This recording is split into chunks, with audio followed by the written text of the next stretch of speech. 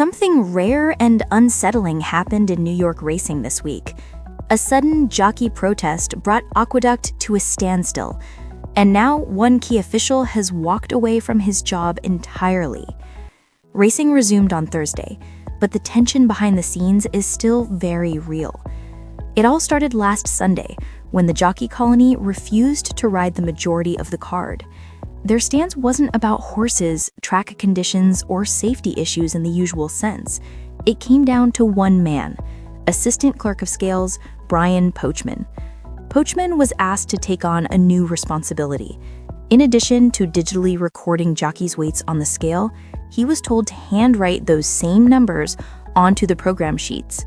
According to the Daily Racing Form, he didn't feel comfortable with the added duty, and when he pushed back, the jockeys stood with him.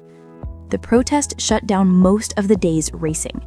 Now, just a few days later, Pochman has resigned from his position. He still works as an NYRA clocker, but he's no longer involved in the weigh-in process. NYRA quickly reassigned his duties to other racing officials, and they're taking an extra step, installing surveillance cameras to record every weigh-in and weigh-out across all NYRA tracks. It's a move aimed at transparency, consistency, and preventing this kind of conflict from happening again. But even with racing back on schedule, the fallout isn't over. Some owners are furious with the jockey colony, arguing that the riders crossed a line by refusing to compete. One owner, Sandy Goldfarb, told DRF management should hold them responsible. He believes fines or suspensions are necessary. The twist? NYRA can't punish them. They don't have that authority. Only the New York State Gaming Commission and its steward, Braulio Besa Jr., can take disciplinary action. And so far, no penalties have been announced.